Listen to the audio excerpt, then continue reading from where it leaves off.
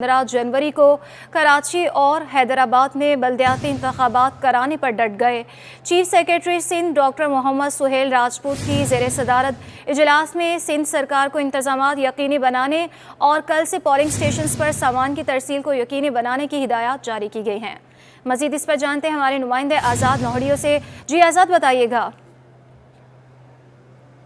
आज जी बिल्कुल, election commission of Pakistan की जानब से सिंध हुकूमत की दरख्वास्त मुस्तरद करने के बाद और 15 जनवरी को हर सूरत में कराची और हैदराबाद में बल्दियाती इंतखाबात कराने का हुक्म देने के बाद आज जो है chief secretary Sindh doctor Mohammad Suhail Rajput की ज़ेर सदारत एक अहम इजलास हुआ, जिसमें जो सेक्रेटरी इलेक्शन कमीशन, सूबा इलेक्शन कमिश्नर, इसके अलावा जो है सेक्रेटरी दाखिला, सेक्रेटरी बल्दियात, secretary general administration, secretary implementation के अलावा IG सिंध, DG रेंजर्स समेत दीगर जो मुतल्लिक़ हुकाम थे उन्होंने इस इजलास में शिरकत की। इस इजलास में कानून नाफिज करने वाले इदारों के अफसरान ने भी शिरकत की। इस इजलास में ख़ास तौर पर इंतज़ामी सतह पर अफसरान ने जो अफसरान कानून नाफिज करने वाले इदारे हैं या सिंध हुकूमत के अफसरान हैं, उनकी जानब से इस इलेक्शन में ख़ास तौर पर दहशत गर्दी का खदशा ज़ाहिर करना, अमन की सूरत ख़राब होने का भी खदशा ज़ाहिर किया गया। लेकिन उसके बावजूद उन्होंने कहा कि इस वक्त कराची में ख़ास तौर पर इस इजलास में MQ पाकिस्तान के अलावा जो MQ के दीगर धड़े जो है MQ लंदन, इसका भी जिक्र हुआ। इसके अलावा कालादम जो तंजीम है उनका भी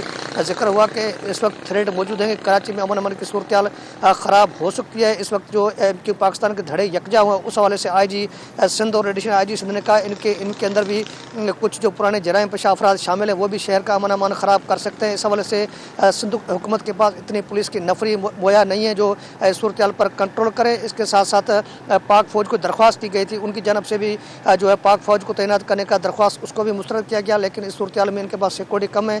तो जो सेक्रेटरी इलेक्शन कमीशन थे उमर हमाद, उन्होंने कहा कि ऐसी कौन सी गारंटी आप दे सकते हैं कि अगर इलेक्शन इस वक्त मुलतवी करें और 1 माह के बाद अमन की सूरत बेहतर हो, आप इलेक्शन करवा लेंगे, ये जवाज़ किसी सूरत में कबूल नहीं है। इलेक्शन कमीशन फैसला कर चुकी है मुश्तरक तौर पर अब 15 जनवरी को ही बल्दियाती इंतखाबात आपको कराने हैं। इस हवाले से तमाम तरह इंतजाम मुकम्मल किए जाएँ। जो इंतहाई हिसास पोलिंग स्टेशन है उनके अंदर आज से खुफिया कैमरे जो है वो नस्ब कर दी जाएँ। इसके अलावा पुलिस की नफरी जो IG सिंध को कहा कि दीगर अजला से पुलिस की नफरी को बुलाकर इन पोलिंग स्टेशन के अंदर जो है मुकर्रर किया जाए। इसके साथ साथ ये भी कहा गया कि पोलिंग का स्टाफ जो है कल से बाज़ाब्ता तौर पर DRO से इलेक्शन का जो सामान है पोलिंग का वो वसूल करे और तरसील के अमल को पोलिंग स्टेशन तक यकीनी बनाए। इस इजलास में चीफ सेक्रेटरी सिंध ने यकीन जानी करवाया कि सूरत बहुत ख़राब है, मुश्किल हालात हैं। उसके बावजूद अगर इलेक्शन कमीशन का फैसला है तो हमारी भरपूर कोशिश होगी कि बल्दियाती इंतखाबात के हवाले से वो तमाम तरह इंतजाम मुकम्मल करें। इस हवाले से उन्होंने कहा कि उन्होंने तमाम जो मुतल्लिक़ इदारे हैं उनसे भी राब्ते में, उनसे भी तावन उनको दरकार है। इस हवाले से उन्होंने भी इंतजाम मुकम्मल कर लिए हैं। IG सिंध ने बताया कि उनके पास जो इनकी जी आज़ाद, ये भी बताइएगा कि स्कूल्स के हवाले से क्या इन्होंने फैसला किया है? जी बिल्कुल, ये फ़ैसला इस इजलास के बाद में महकमा कॉलेज तालीम और महकमा स्कूल तालीम ने किया है कि कल जो है ज़ाहिर जो पोलिंग स्टेशन स्कूल को करार दे दिया गया है। ये तमाम जो सरकारी नीम सरकारी स्कूल कॉलेज कल जो है बंद रहेंगे। वहाँ पर पोलिंग का जो स्टाफ है वो अमला वहाँ पर जो इलेक्शन का सामान है उसकी तरसील को यकीनी बनाएगा। जिसके बाद सिंध सरकार ने कल जो है 2 डिवीज़न जिसमें कराची और हैदराबाद शामिल है, इनमें जो निजी सरकारी तमाम स्कूल और कॉलेज हैं उनमें छुट्टी का ऐलान कर दिया, जिसके दोनों महकमों ने अलग अलग से नोटिफिकेशन भी जारी कर दिए। जी अलग अलग से नोटिफिकेशन भी जारी कर दिए गए हैं। बहुत शुक्रिया आज़ाद नहड़ियों, तफसीलात से आगाह कर रहे थे। MQM पाकिस्तान की राबिता कमेटी का डॉक्टर खालिद मकबूल सिद्दीकी की ज़ेर सदारत हंगामी इजलास हुआ है, जिसमें मौजूदा सियासी सूरत हाल के तनाजुर में अहम तरीन फ़ैसले हुए हैं। आपको बताएं कि अहम तरीन फ़ैसले किए गए हैं। MQM पाकिस्तान की राबिता कमेटी का डॉक्टर खालिद मकबूल सिद्दीकी की ज़ेर सदारत हंगामी इजलास हुआ, जिसमें मौजूदा सियासी सूरत हाल के तनाजुर में अहम तरीन फ़ैसले जो हैं वो किए गए हैं। डॉक्टर फ़ारूक सत्तार, मुस्तफ़ा कमाल अनीस कायम खानी शहर के हंगामी दौरे करेंगे। वसीम अख्तर और अब्दुल वसीम भी अरकान राबिता कमेटी के हमरा मौजूद होंगे। इजलास में डॉक्टर खालिद मकबूल सिद्दीकी अहम ऐलानात करेंगे। आपको बता रहे हैं कि मौजूदा सियासी सूरत हाल के तनाजुर में अहम तरीन फ़ैसले हुए हैं। MQM पाकिस्तान की राबिता कमेटी के ये जो है फ़ैसले करने जा रहे हैं। राबिता कमेटी का डॉक्टर खालिद मकबूल सिद्दीकी की ज़ेर सदारत हंगामी इजलास हुआ है। इस हवाले से मज़ीद तफसीलात जानते हैं शुएब मुख्तार से। जी शुएब, बताइएगा इस इजलास में क्या फ़ैसले किए गए हैं? जी बिल्कुल, एमक्यूएम की राब्ता कमेटी का हंगामी इजलास डॉक्टर खालिद मकबूल सिद्दीकी की ज़ेरे सदारत आज दोपहर में हुआ था। इजलास में जो है मुल्क की सियासी सूरत हाल के तनाजुर में अहम फैसले लिए गए हैं। इजलास में एमक्यूएम पाकिस्तान की जानिब से फैसला किया गया है कि आइंदा आने वाले दिनों में डॉक्टर फारूक सत्तार, मुस्तफ़ा कमाल, अनीस कायम खानी, वसीम अख्तर और दीगर राब्ता कमेटी के अरकान जो है शहर के मुख्तलिफ इलाकों के हंगामी दौरे करेंगे, कॉर्नर्स मीटिंग करेंगे। एमक्यूएम पाकिस्तान ने कल शाम केएमसी ग्राउंड में भी कारकुनान का हंगामी इजलास तलब कर लिया है, जिसमें डॉक्टर खालिद मकबूल सिद्दीकी की जानिब से अहम ऐलानात जो है किए जाएंगे। जी बहुत शुक्रिया शुएब, तफसीलात से आगाह कर रहे थे। आपको बता रहे हैं इजलास में डॉक्टर खालिद मकबूल सिद्दीकी भी मौजूद है और ये अहम इजलास जो है वो हुआ है एमक्यूएम पाकिस्तान की राबिता कमेटी का। डॉक्टर खालिद मकबूल सिद्दीकी की ज़ेरे सदारत हंगामी इजलास हुआ, जिसमें मौजूदा सियासी सूरत हाल के तनाजुर में अहम तरीन फैसले किए गए हैं। एमक्यूएम पाकिस्तान की राबिता कमेटी का यह हंगामी इजलास था। इजलास की सदारत डॉक्टर खालिद मकबूल सिद्दीकी ने की है। डॉक्टर फारूक सत्तार भी इसमें मौजूद थे। वसीम अख्तर और अब्दुल वसीम भी अरकान राबिता कमेटी के हमरा मौजूद होंगे। कराची में बल्दियाती इलेक्शन 15 जनवरी को होंगे या नहीं, इलेक्शन कमीशन और सिंध हुकूमत में ठन गई। सिंध हुकूमत का कहना है कि नई हल्का बंदियों से कबल इलेक्शन करवाना मुमकिन नहीं, जबकि इलेक्शन कमीशन ने आज अहम इजलास के बाद इलेक्शन 15 जनवरी को ही करवाने का फैसला सुना दिया। सिंध हुकूमत और इलेक्शन कमीशन की ठन गई है, नई हल्का बंदियों से कबल इलेक्शन करवाना मुमकिन नहीं है, जबकि अहम इजलास आज हुआ है और उसके बाद इलेक्शन 15 जनवरी को ही करवाने का फैसला सुना दिया गया है इलेक्शन कमीशन की जानिब से। इस पर मज़ीद बात करने के लिए हमारे साथ मौजूद हैं नुमाइंदा सिटी 21 इक़्तिदार अनवर। जी इक़्तिदार, बताइएगा क्या तफसीलात हैं इस हवाले से?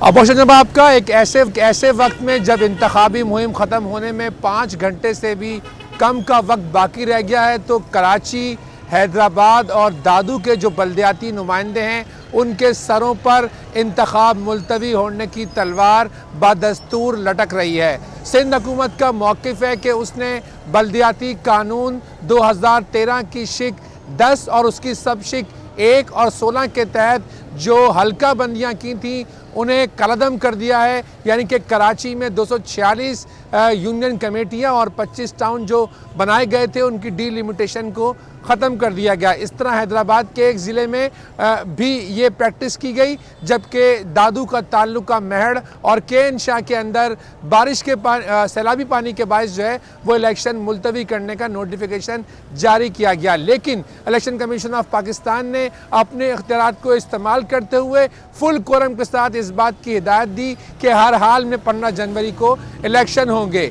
वज़ीर इत्तलात सिंध शजीर इनाम मेमन ये कहते हैं कि सिंध हुकूमत का अपना इस्तेहकाक है, उसके नोटिफिकेशन को कोई डी नोटिफाई नहीं कर सकता। लेकिन इलेक्शन कमीशन ऑफ पाकिस्तान ने सूबे के चीफ सेक्रेटरी और आईजी सिंध को इस बात का पाबंद कर दिया कि वो हर हाल में सामान की तरसील यकीनी बनाएंगे, सिक्योरिटी एहलकारों को रात गए कराची बुलवाएंगे, साथ साथ जो बैलेट पेपर्स हैं और जो दीगर सामान कल देना है उसे पहुंचाएंगे। कराची का जो डिस्ट्रिक्ट ईस्ट है वहाँ के कमिश्नर ऑफिस से सामान निकलकर कैंप ऑफिस जो कि खातून पाकिस्तान कॉलेज है और उर्दू साइंस कॉलेज है वहाँ पर पहुँचा दिया गया है। इसी तरीके से मुख्तलिफ डिस्ट्रिक्ट में जो कैंप ऑफिस बनाए गए थे जहाँ से कल सामान की तरसील पोलिंग स्टेशनों में की जाएगी, वहाँ पर सामान पहुँचाया गया है। लेकिन कराची के लिए जो 26,000 पुलिस एहलकार दरकार थे उनकी डिप्लॉयमेंट कैसे होगी, वो किस तरह आज रात 12 बजे से पुलिस स्टेशन को संभालेंगे, अभी ये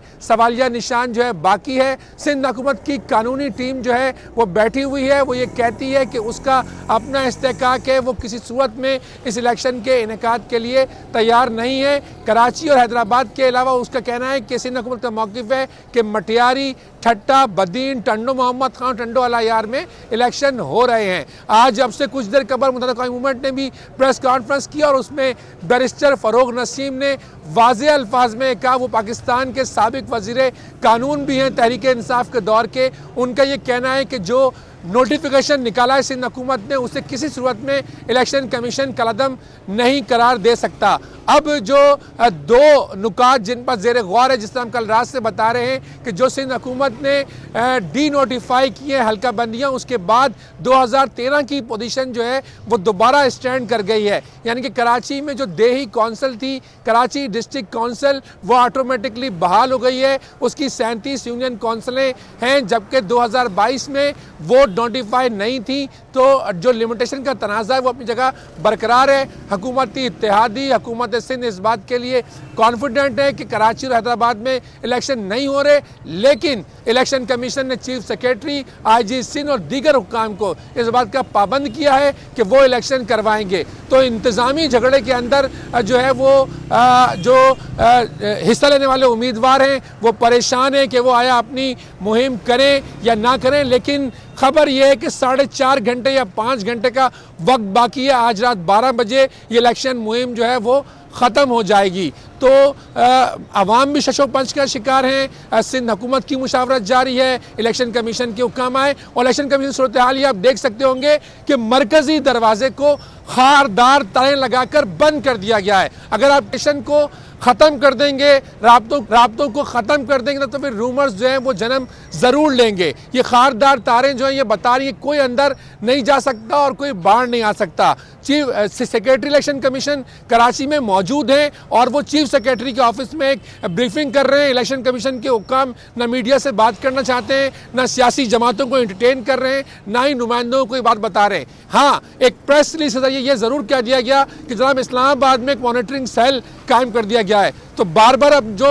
नुमाइंदे हैं वो उस मॉनिटरिंग सेल को कॉल कर रहे हैं, बता रहे हैं कि उन्हें बताया जाए कि इलेक्शन हो रहे हैं या नहीं हो रहे, और 8300 की जो सर्विस है वो काम कर रही है नहीं कर रही है। तो इस तमाम तर तनाजुर के अंदर अवाम भी परेशान है, नुमाइंदे भी परेशान है, लेकिन सिंध हुकूमत इस बात पर स्टैंड करती है कि कल रात को उसकी काबीना ने जो नोटिफिकेशन जारी किया है उसे कोई चैलेंज नहीं कर सकता, उसे कोई डी नोटिफाई नहीं कर सकता। अब देखना यह कि दो रास्ते हैं सिंध हुकूमत के पास कि या तो वो गवर्नर सिंध से एक ऑर्डिनेंस निकलवाए, उस ऑर्डिनेंस के अंदर जो है वो कराची की डिस्ट्रिक्ट कौंसिल को बहाल कर दिया जाए। डिस्ट्रिक्ट कौंसिल अगर बहाल हो जाती है तो शहरी इलाके और देही इलाकों को अलग अलग करना पड़ेगा, कागजात दोबारा जमा होंगे, डिलिमिटेशन दोबारा होगी। या दूसरा है कि सुबह वो सुप्रीम कोर्ट से रब्ता करे, सुप्रीम कोर्ट में जाके अपना केस रखे और बताए कि जनाब इलेक्शन कमीशन ने अपने इख्तियार से तजावुज़ किया है। तो इस सारी सूरत हाल जो अभी भी जारी है और सेम सूरत हाल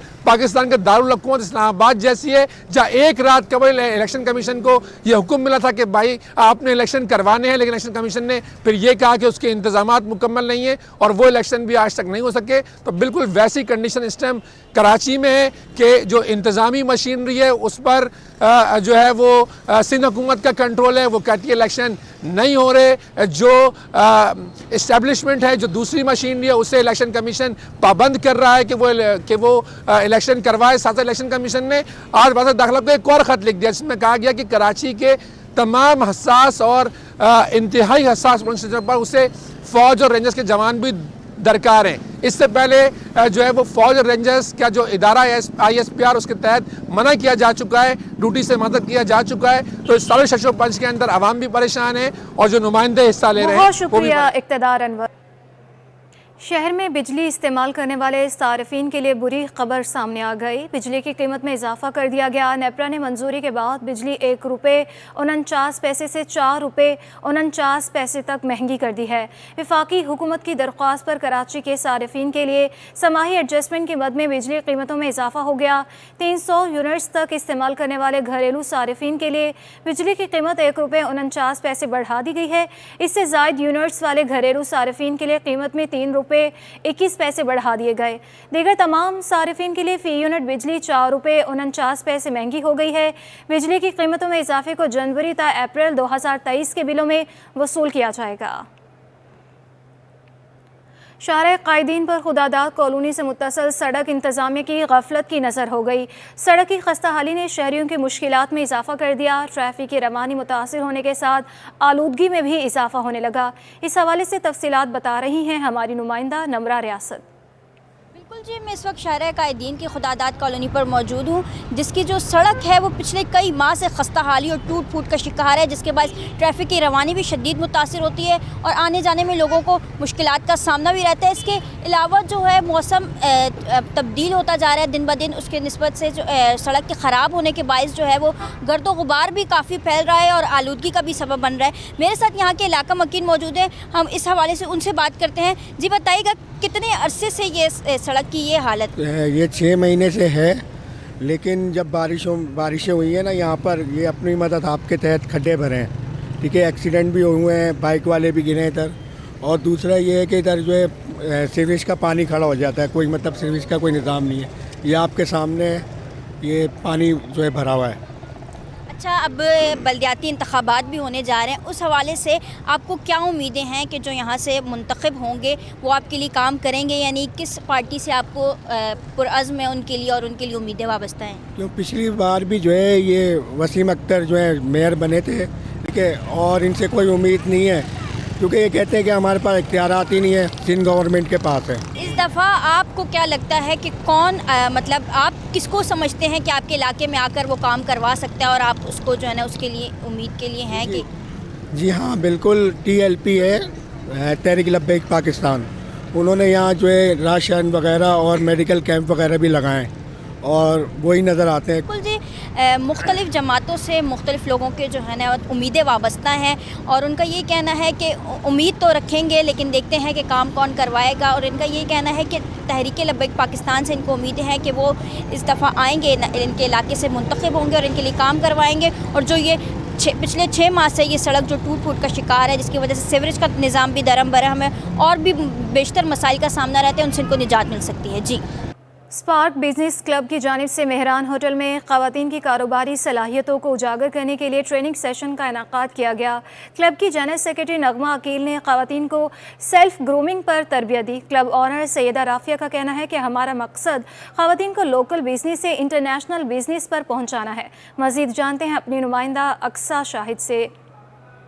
जी बिल्कुल, मैं इस वक्त मौजूद हूँ मेहरान होटल में, जहाँ स्पार्क बिज़नेस क्लब की जानिब से जो है वो ख़वातीन के लिए ट्रेनिंग सेशन का इनेकाद किया गया। ये स्पार्क बिज़नेस क्लब जो है हाल ही में नवंबर के माह में जो है वो लॉन्च हुआ है, तो आज इसका फर्स्ट ट्रेनिंग सेशन था। ये उन ख़वातीन के लिए है जो घर बैठे अपने बिज़नेस को उजागर कर सकती हैं कि ख़वातीन जो है वो किस तरह अपने बिज़नेस को कामयाब बना सकती हैं।